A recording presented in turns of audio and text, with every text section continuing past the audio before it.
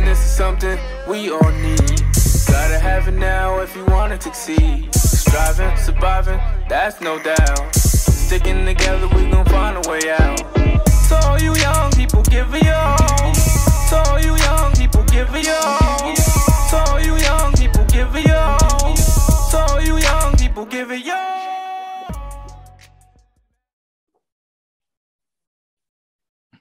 Good afternoon, the back community. As always, you know how I like to start these things. Thank you for staying involved. Thank you for staying engaged. Tonight, I have a special guest. I know you guys might have heard me say that sometimes in the past, but I promise you, today's guest is special.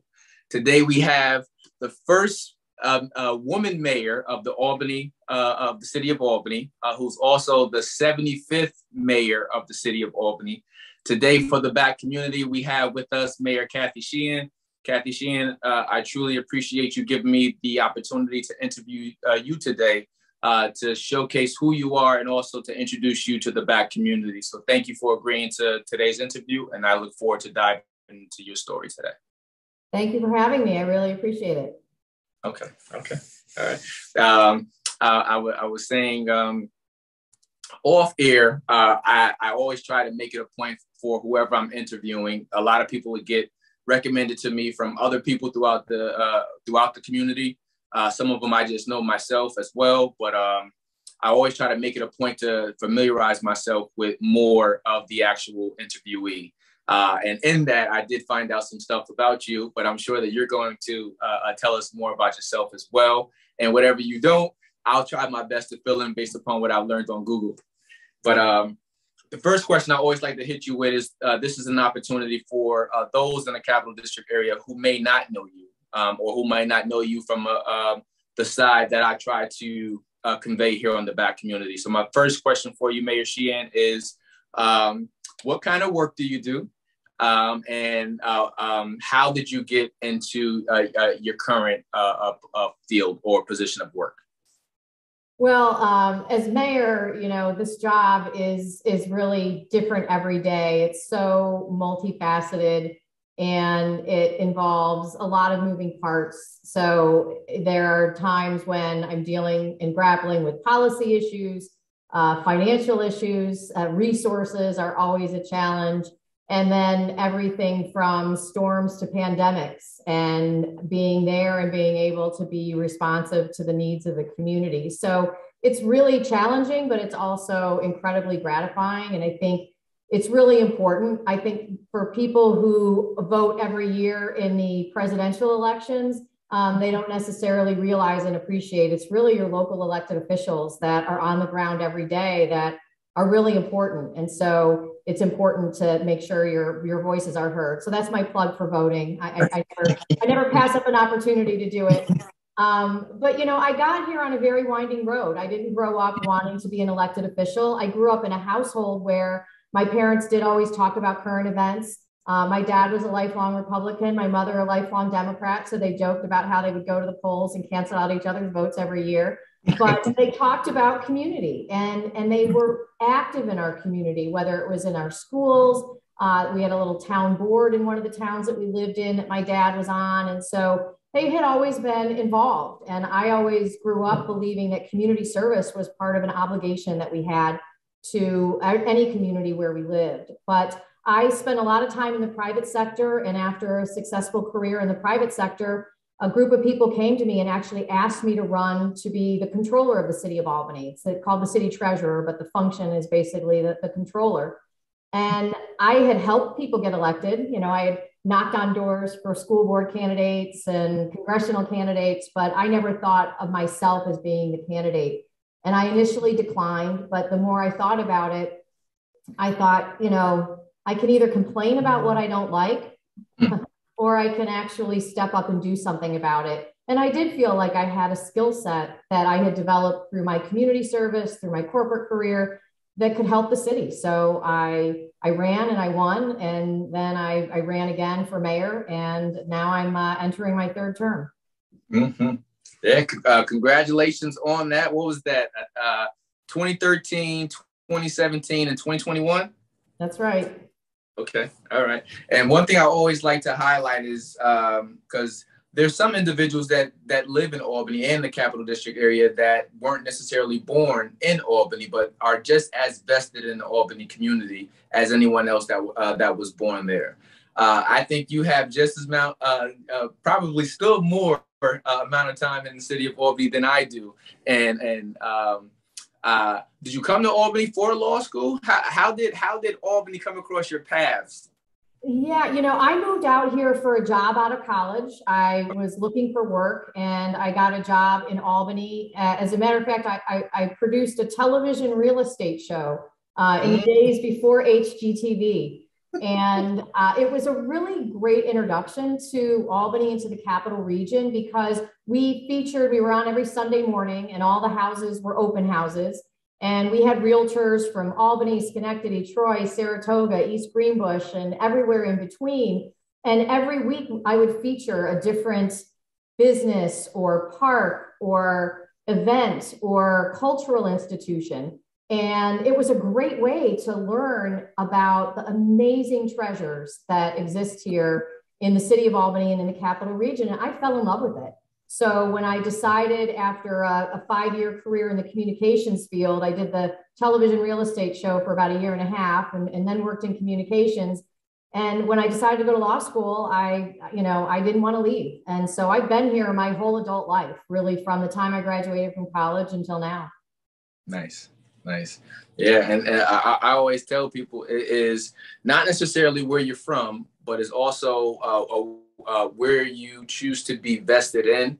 And that was one of the things that stood out to me in trying to do my research for you. Just like, well, wow. So that was, I know you graduated in 1994 from law school, but that would have mean 3 years prior. So at least 1991 or so. But of when you first started coming, actually probably before that, because you said you took it right out of undergrad. So yeah, that was 94. I came here in 87 and never left. Okay. All right.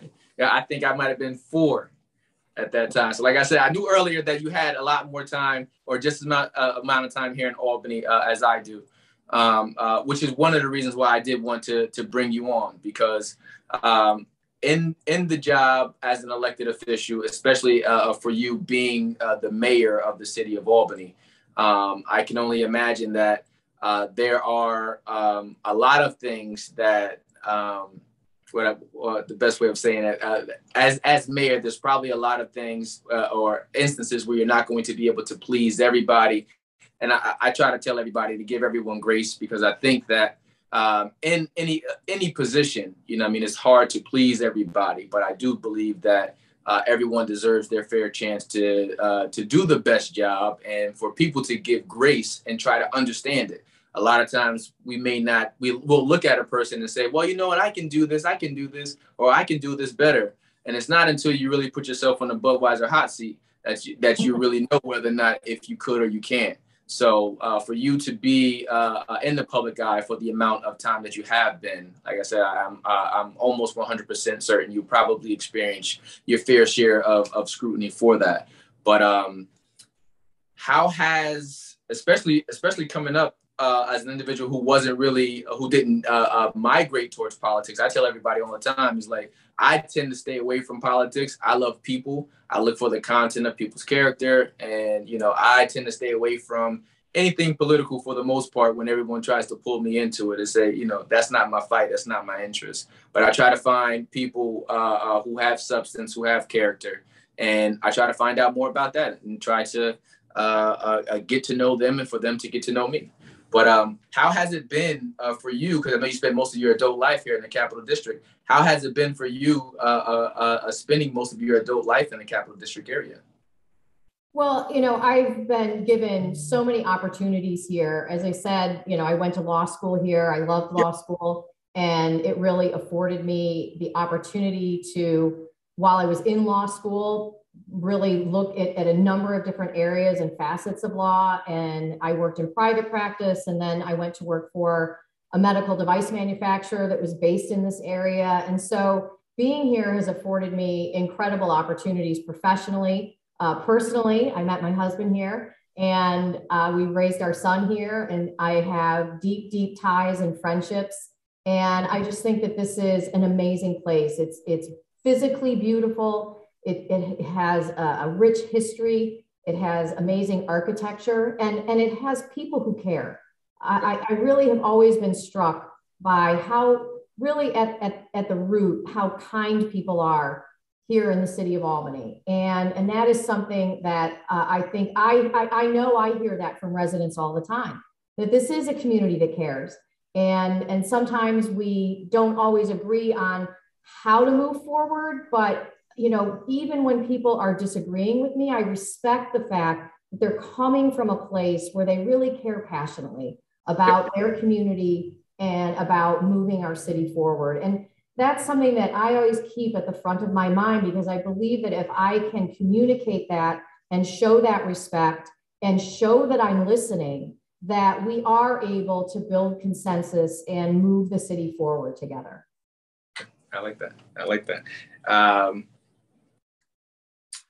And what I do want to do is I know we do have a common friend who's no longer here with us, because you were saying how dynamic the people were or are here in the Capital District area in the city of Albany.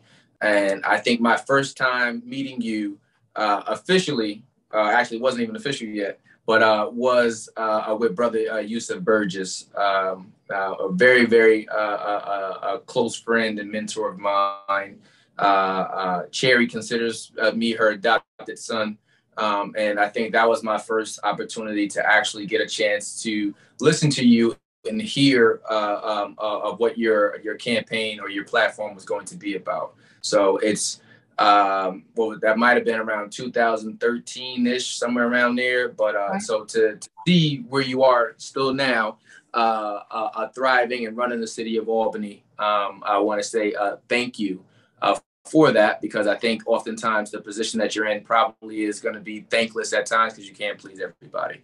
But there are really dynamic people. I was going to say the word dope because that's what I used to refer to Brother U as, that really are the heart of the community, that want to give back. And that's why we try to highlight that at the back community.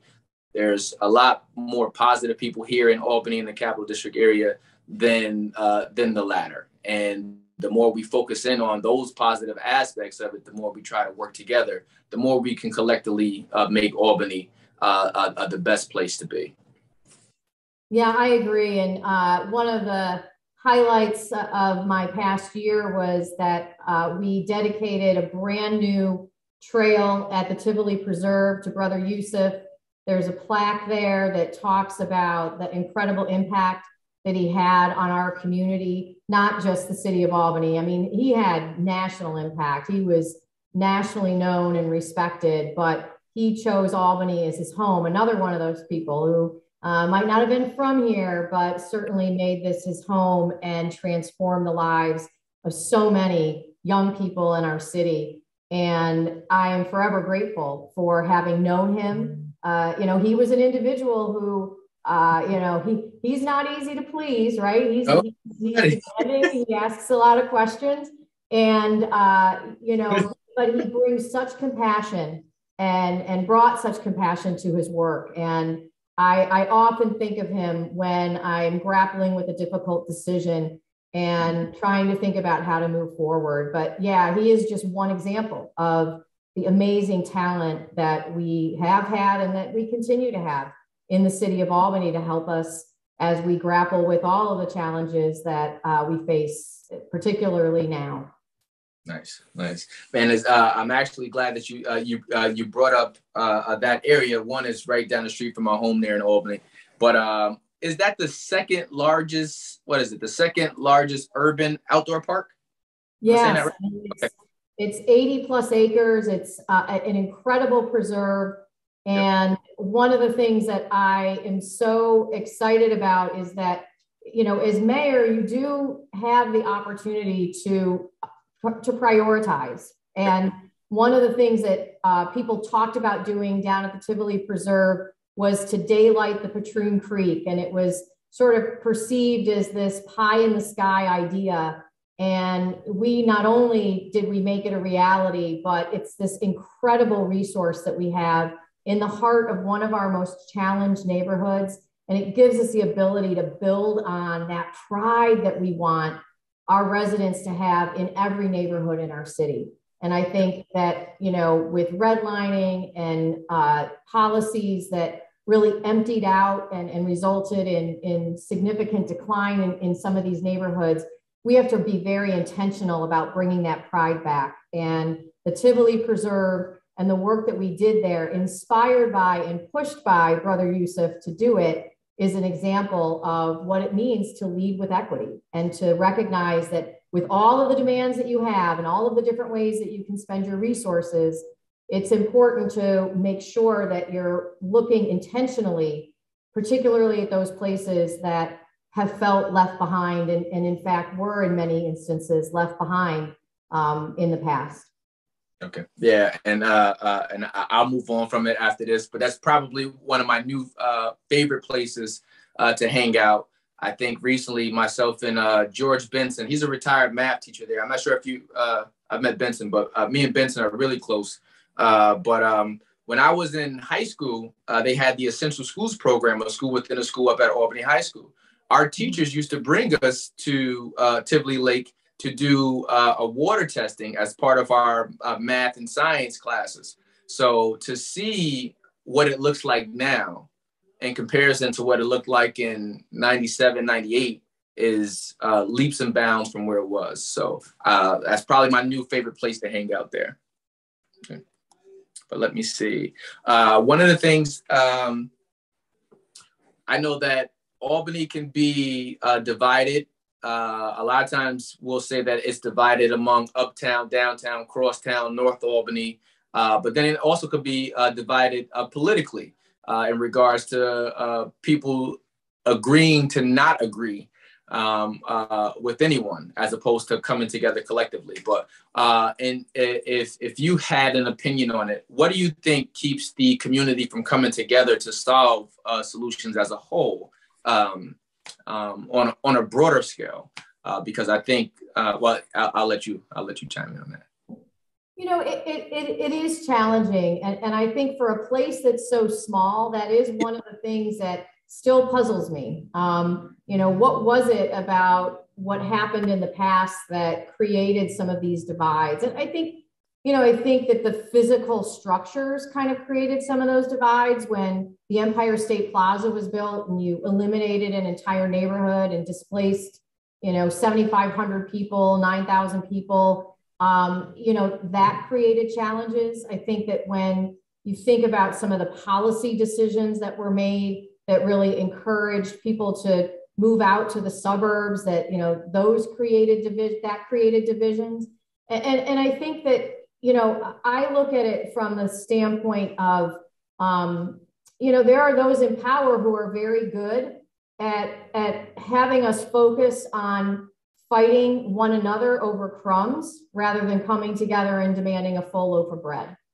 And, you know, that's one of the things that, again, I try to bring to the table, because this job is really nonpartisan. You know, there are not Democratic potholes and Republican potholes. There aren't, you know, socialist potholes and, you know, and progressive potholes, right? When we think about what we need to do to move our city forward, we often agree more than we disagree. And one of the things that we passed, we were the first city in the state to pass very progressive legislation around housing. Good cause eviction legislation. It's now been adopted in 3 other cities. We're getting sued over it. But that came out of a conversation where I was in a room with a group of people who were kind of mad at me. And they wanted us to take some steps that I didn't think we were necessarily ready to take. And when I asked the question, what is it that you really want? And they explained what they really wanted. I said, well, we can do that. You know, this isn't about rent control. This is about bringing stability to low-income families who suffer from displacement over and over and over again. And so we were able to get to really groundbreaking legislation together. And I think we just have to keep demonstrating that over and over again as we move through, the challenges that we face. And so I have to accept that there's going to be resistance, and I have to listen and be willing to make changes and be willing to adjust. And, that is how we build community. And Albany isn't particularly unique in that way. You read stories all the time. I was just reading about a project down in New York City, very similar. Everybody agrees that something must be done, but they're, fighting about how to do it. I agree. And that's one of the things that's one of the luxuries of traveling, I would say. You get a chance to see that everything isn't as centralized as you think it is. There's other cities that have the same or equal to population of the city of Albany throughout the nation. And people are experiencing a lot of those problems in real time. And even for you, I can only imagine what those problems look like through a global pandemic. So I know one of the things you just brought up was about the good cause, eviction. I was reading it up. I was reading on it at the Times Union earlier today. But imagine not only for renters, the experiences that they have been experiencing, especially through COVID-19, but also the extra burden that it could have has placed on those who own properties as well, and with the moratorium and stuff like that. So I think it's already a very hard position to have, let alone add a global pandemic onto that and still try to make everyone happy. Yeah. And, I think making everyone happy is not, for me, I try to frame things as what can we do to be a more responsive city government, and what can we do to advocate for and create, the amenities and the core services that our neighborhoods need. And, that is the focus. And so, we're trying to build something. We're trying to build and continue to propel the community forward, knowing that this is a never ending process. Yep. The next mayor that comes in after me is going to have a full plate because there will be new challenges, and there will be, new ways of approaching those challenges. And I think that that's important. It's important to recognize that we're never done. People Yep. change, technology changes, the work world changes, infrastructure changes. You look at the impacts of global warming, and all of a sudden, these pesky problems of, sewer backups every once in a while became an emergency and a top priority so that we can respond to the impacts of global climate change. So, that's the nature of the job. Yep. A living, breathing document is what I like to call it. It's forever changing or forever evolving. One of the things, it's a topic that's near and dear to me. Probably one of my favorite questions because it allows me to get an insight from the other person that I'm interviewing. But I think you might know these numbers better than me, especially having the position that you've had for the amount of time. But I think statistically, 2020 and 2018 might have been some of the most violent years experienced in the city of Albany, which is going to lead me to my next question. How have you been impacted by gun violence in the Capital District area? Because like I said, Albany is a small community. Most people are typically one or two people removed from another family. But when a devastation happens and it really hits everyone. And I know that it was something that I experienced as a young man growing up there in Albany, but to the levels that I see it now, it's very alarming. But yeah, how have you been impacted by gun violence in the Capital District, and what is your hope for the city? Well, we've seen what has happened across the country in the last 2 years, 2020 and 2021, which was just a skyrocketing increase in gun violence and gun homicides. And, the the data, right, is one thing, but people's lived experience, what you're talking about, that impact on families and the ripple effect on friends and communities is devastating. And the trauma that it causes when it goes untreated and not responded to, then perpetuates more violence. So the data tells us that actually violent crime is at the lowest level that it's ever been in the last 30 years. But the violent crime that is occurring is happening disproportionately higher with guns, which are far more deadly. And so we have a gun problem in this country. I mean, that's at the core of it. We cannot have the proliferation of guns and the number of guns that have been flooded into our communities and expect for there not to be high levels of gun violence. And that is an American conversation that people don't really seem willing to have, be willing to have. But as mayors, we talk about this all the time. We need national common sense gun laws that can help us to prevent the number of illegal guns that are entering our communities and also allow us to have real conversations about why are people carrying guns and how do we behave when we're carrying a gun. You know, we had a homicide that occurred in this city a few weeks ago. We just made the arrest yesterday of a young man who worked at Kentucky Fried Chicken, and a customer got into an argument with him, and he pulled out a gun and shot and killed the customer. Now, if that young man didn't have a gun on him, the customer might still be angry. Maybe he would have gotten punched, but he'd still be alive.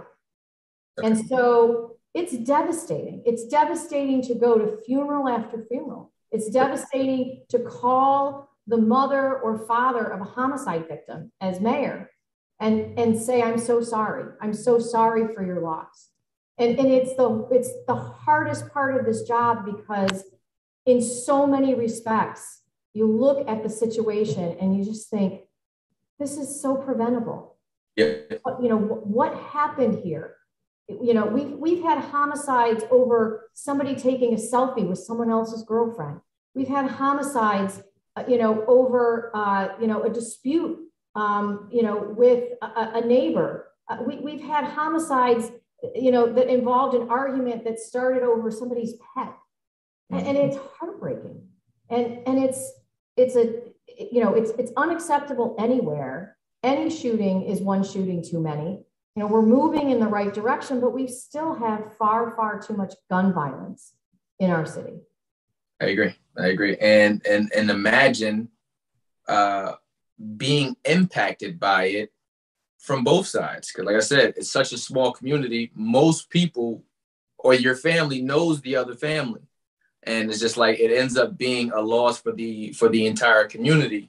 When you hear about the story, because it's like, you know people from both sides, but ultimately, you said something very interesting, which was, why did the young man have the gun in the first place, right? And that leads us to another question that I ask everyone that comes on as well. At least when I was growing up, there was a rec center in almost every part of Albany. You know what I mean? I can go to Third Ave, go to the rec center. I go to the bathhouse. I can go to Delaware Ave, do 15 Love if I wanted to feel adventurous and try my hand at tennis. You know, they had 4-H up there, Uptown. You had the Arbor Hill Community Center. You had all of these places and facilities, St. Joseph's, the boxing center, where young adults were able to go ahead and utilize that energy, where they were able to have a safe haven to go to, and their parents knew that, one, they were protected and they were under safe administration and watch from others. One of the things that I've seen over the years, even before I moved away myself, because I'm still heavily involved there in Albany, but it was just like, I always ask, what happened to all of the programs? What happened to, and it doesn't mean that it doesn't exist, but, sometimes in real time, I think it's really hard to see a shortage of, like, the YMCA right there on Washington Avenue was such a pillar in the community. You had all of these different programs. So, what's going on with the programming from your point of view? Because obviously you have a different vantage point. And do you believe that all of the programming still exists, or do you believe that there's more opportunity to have more programming? And what do we need to do to, one, get our youth involved in more positive avenues, so that way we could lessen their access to more negative routes? Yeah, look, I mean, I think there's always opportunity for more and more programming. There's never enough. Let me break it down in a couple of ways. A lot of the programs, when people speak nostalgically about, the community center on every corner, that was part of a very progressive CETA program that the federal government funded. The City of Albany used to get between $5 and $7 million from the federal government to fund those programs and to make them possible. And when the Reagan administration came in, they started to cut those funds, and they just were cut and cut and cut. And so what the city received from the federal government for those CETA programs, in the 80s and the 90s, became roughly about less than $400,000. So, and a lot of people, they say, well, the city cut the programs, and they're right. They were run by the city, but it wasn't our local taxpayer dollars that were funding that. That was funded on the federal level. And so that created a lot of disinvestment, and a number of these community centers closed up and went away. And so we are working right now in West Hill. We've done extensive outreach, and we are in the process of planning for a new community center in West Hill. It's one of the most under-resourced neighborhoods in the city of Albany. But the approach that we're taking is, now that we have all this information from the community about what they want, is we're bringing in all of the various providers, from healthcare to senior services to childcare to rec programs to mentorship and youth development programs. And we're going to bring all of them in, because we don't want to build something and then not be able to have the funding for the programs. I don't want another broken promise to the community. So I'm really looking forward to what we can do, because now that we have our federal dollars from the American Rescue Plan, we have the ability to create the facility. But there's that whole, if you build it, will they come? What does culturally competent programming look like? And it's not just basketball and pizza, right? It's so much more than that. And so that's what we're looking forward to doing in West Hill. We know that we need to do more in the South End, although there are a lot of services and community providers in the South End who are doing amazing work, feeding kids, helping with homework, making sure that they have mentors. We have great programming that's going on in the Capitol South Campus Center, everything from, high school equivalency to English as a second language to workforce development. And we're really helping people to not just get jobs, but careers. And so we have a great workforce who really understand that if you want to do workforce development, you can't just sit in an office somewhere. You got to be in the community. And we're looking at there's going to be a brand new wind tower turbine facility built down at the port. That's jobs, good paying jobs that are accessible to people who live in the South End and throughout Albany. So we're really laser focused on giving people that hope that if you invest in yourself, we've got jobs, we've got the ability for you to not just provide for yourself, but to provide for your future. And that's what we need more of. We need to show that there is hope. I think there was a lot of despair, understandably, right? Where people felt like they were blocked out of opportunity. And so we've just got to be, nonstop in making sure that we're getting the message out there and delivering the results for people so that they can have hope. Because the other thing that I want to say is, you know, we always talk about the kids because kids are easy. Everybody loves working with kids. We have an adult problem in the city as well. You know, we have adults who aren't necessarily doing the right things by their kids. So we have programs and we have things that are available, but they're not necessarily accessing them. And a lot of the violence that we've seen over the last 2 years, you know, some of it has involved juveniles, but overwhelmingly, it's people in their late 20s, 30s, you know, 40s even. And so we've got to figure out what we can do for the adults as well. We can't just talk about the kids and think that that's going to solve all of our problems. We do have to talk about the kids, but there's a lot of hurt and pain and trauma in our adult community, and we've got to figure out how to address it. I agree. And I mean, and you know, obviously, there's no a one size fits all type answer for it, but there is a lot of problems that go on. But how we address it, or whether or not we're willing to take accountability for these things in the first place that need to be addressed. You know, I would like to say that. So I know one of the big things that does go on there is just like when you look at the South End, you look at everything that's going on, what's that down there on Pearl Street right now too, outside of the city mission and stuff like that. So you have so many people that might have opinions about the city mission as well, whether or not it's helping or it's detrimental to the community. And then there's also a population of the community that it does service. Right. So then you look at those hours in which those individuals who will typically be in there are now released to the community. But like I said, there's if you have a Perry or somebody down there at the city mission doing one thing, and then you'll have, what's the word I'm looking for? Synergy.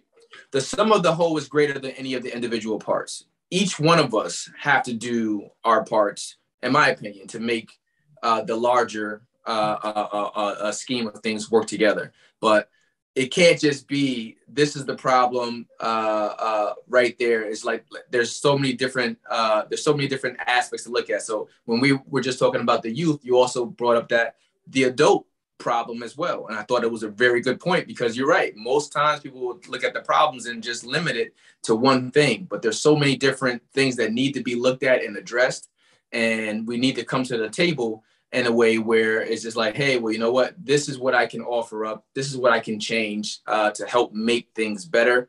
But I think there's a huge accountability issue, and we're very easy to point the finger instead of taking an introspective look and sometimes saying, what is it that I could do? And I think that it puts us in an empowering position when you look at what it is that you can do, as opposed to the things that you don't have control over. I don't have control over all of the programming. I don't have all of the control over all of the politics. I do have control over how I interact with people. I have control over how I allow my mindset to be either negative or positive. And I have control over whether or not I'm going to be the change that I seek in the world. So, yeah. All right. Well, and I know you got to get ready to go. So I'm going to ask you, one, what is your favorite place to visit in the Albany area, and why? You know, I've thought about this question, and, you know, one of my favorite places in Albany is my home. You know, my husband and I renovated a row house on First Street in Arbor Hill.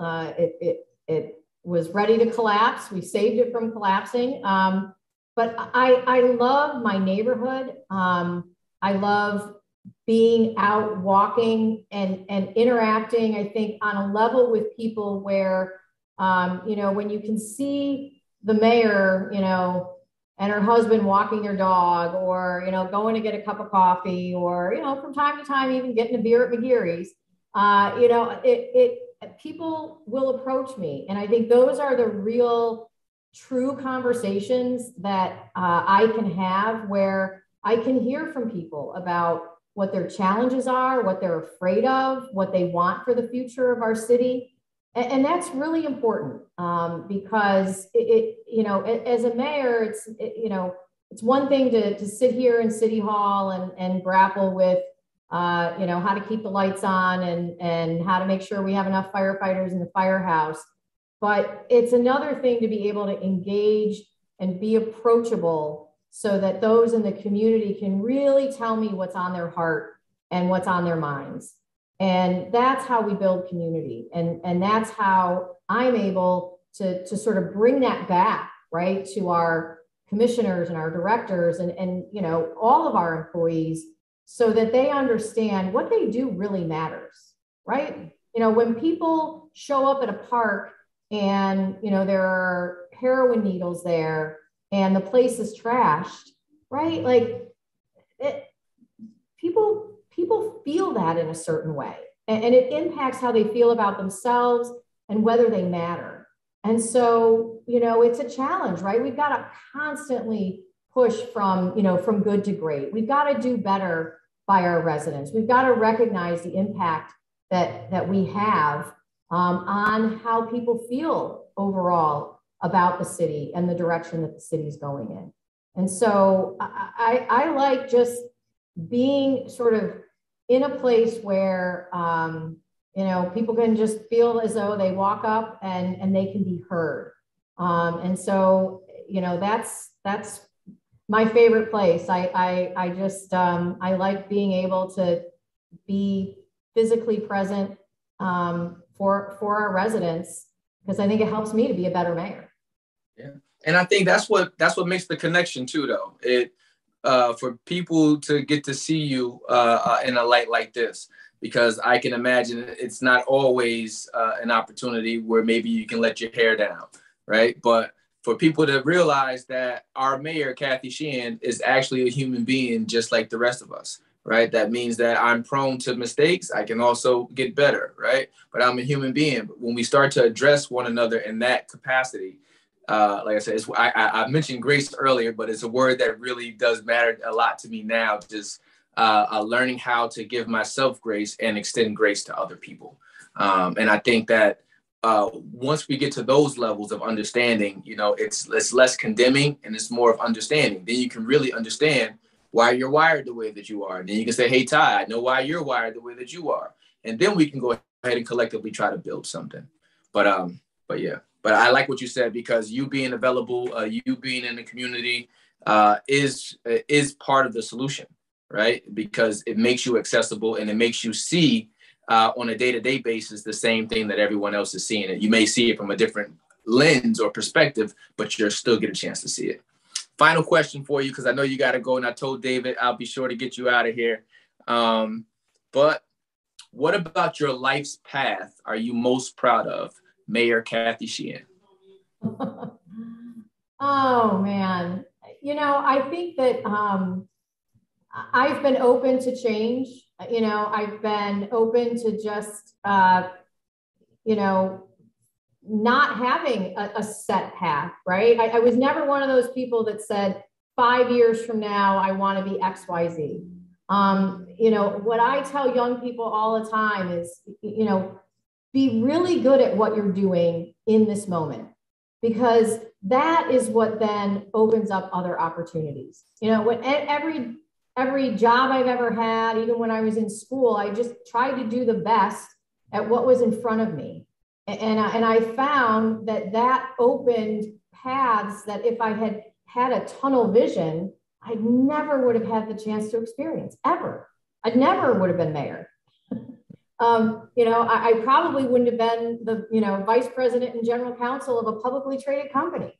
Those are things that happen because I think I was able to focus on recognizing and being humble enough to know that I didn't know everything in the job that I had, and I had to learn. And once I got to the point where I felt I wasn't learning anymore, it always seemed like another window or door opened up. And so I love it when a third grader asks me how they can be mayor, because they hate my answer, because my answer is do your homework. I'm the mayor today because I did my homework in third grade, right? It's not that hard. right? I focused on, what was in front of me, and I invested in myself. I wouldn't call it that in third grade, but that's really what it was, right? It was recognizing that I have value. And so, of all of the people in the world who are ever going to know me or love me, I have to love myself the most and invest in myself and make the right decisions for me. And I've stayed on that path so far. I just turned 58 back a few weeks ago, and happy birthday. Thank you. It served me well, and I think that I am proud of the fact that I have been able to sort of remain open to whatever is placed in front of me. Okay. All right. Well, listen, the BAC community, you heard it first. You heard from the mayor herself. Stick to the values, stick to the morals that govern who you are at your core. Because ultimately, each of us could be exactly where we want to be as long as we stay consistent. As someone else I previously interviewed said, consistency is key. But Mayor Sheehan, thank you very much for affording me your time this afternoon. I know you're a very busy woman, like I said. So thank you for being on the BAC community.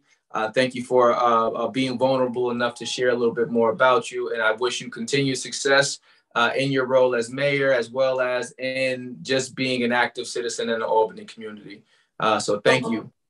Thank you. And thank you for what you're doing to promote positivity and really give people a reason to think, to smile, and to care about community. I really appreciate it. Well, thank you very much. Well, you enjoy the rest of your day. Happy holidays to you and the family. And I'm sure we will cross paths at some point. But thank you again and happy holidays. And please send my regards to Elaine and David as well. Happy holidays to you all. Thanks. Same to you. Bye-bye.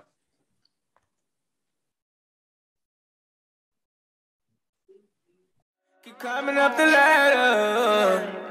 Black lives matter. They matter. So all you young people, give me all. So all you young people, give me all. So all you young people, give me all. So all you young people, give me all. Matter, matter. Black lives matter. They matter, they matter. Black lives matter.